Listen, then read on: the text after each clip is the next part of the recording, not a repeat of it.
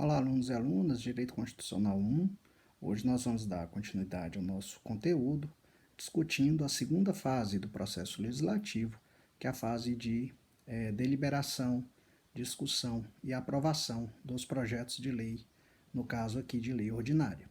Então nós vamos iniciar a partir do artigo 64, que estabelece a ordem de votação nas casas legislativas.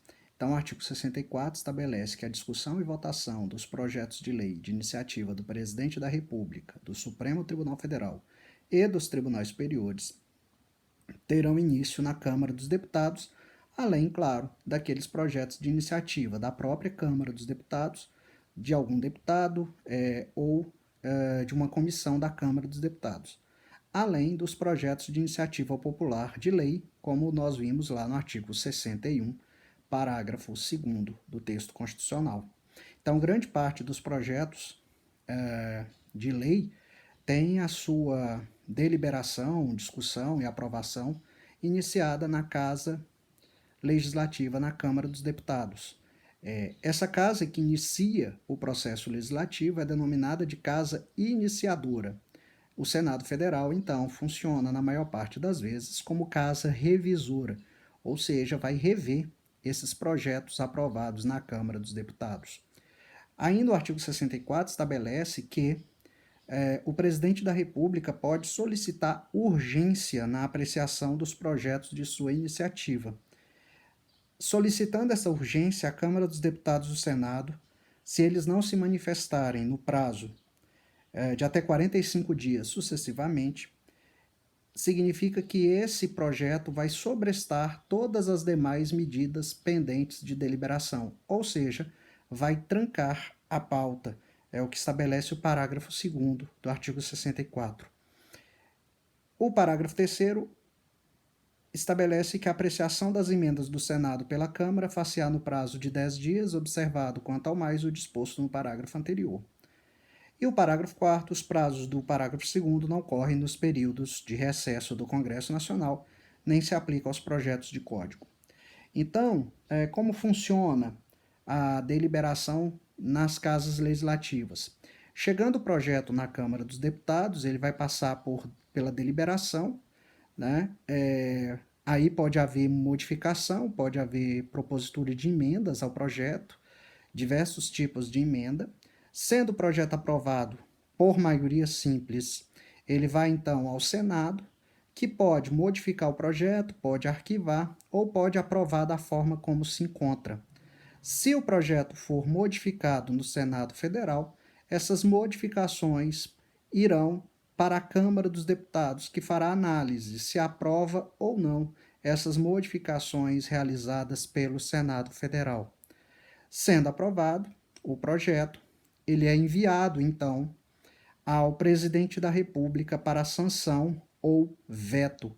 E aí nós chegamos na última fase do processo legislativo, que é a fase de aquiescência do presidente da República ao projeto, que se chama de sanção, ou negativa da sanção, que a Constituição, no artigo 66, denomina de veto.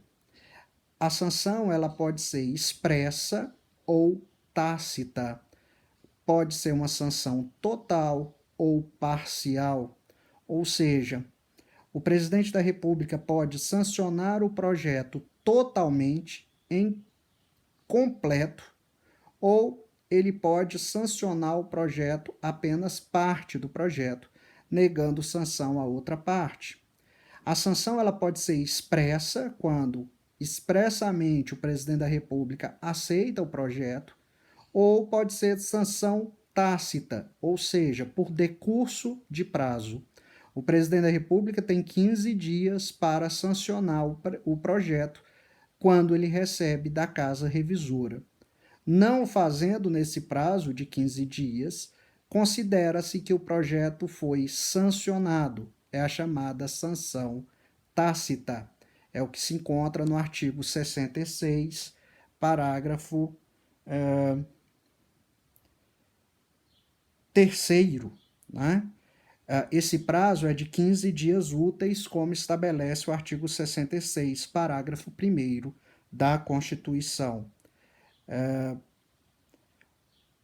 esse veto, se o presidente vetar, ele apenas pode fazê-lo por contrariedade ao interesse público ou por inconstitucionalidade, devendo submeter as razões do veto ao presidente do Senado, que irá convocar as casas legislativas no prazo de deliberação de 30 dias a partir dessa convocação. É o que estabelece o parágrafo 4º do artigo 66. O veto somente pode ser rejeitado pelas casas pela maioria absoluta dos deputados e senadores. Se o veto não for mantido, a lei, então aprovada, será enviada para promulgação ao presidente da República e é o que estabelece o parágrafo 5º da Constituição. Se o prazo de 30 dias não for cumprido, o veto será colocado na ordem do dia, na sessão imediata, sobrestando todas as demais proposições, ou seja, trancando a pauta. E aí, se a lei não for promulgada dentro de 48 horas pelo presidente da República, nos casos dos parágrafos 3º e 5º, o presidente do Senado vai promulgá-la, e se este não fizer, cabe ao vice-presidente do Senado fazê-lo. E aí nós temos o artigo 66 da Constituição. E, por fim, o artigo 67, a matéria constante de projeto de lei rejeitado somente poderá constituir objeto de novo projeto na mesma sessão legislativa, mediante proposta da maioria absoluta dos membros de qualquer das casas do Congresso Nacional. Com isso, nós finalizamos o processo legislativo da lei ordinária. Quanto ao processo legislativo da lei complementar, é bastante semelhante. O que vai alterar é apenas o quórum de maioria simples para maioria absoluta. Então é isso, pessoal, e no nosso próximo vídeo nós vamos falar do processo legislativo da emenda à Constituição. Até lá.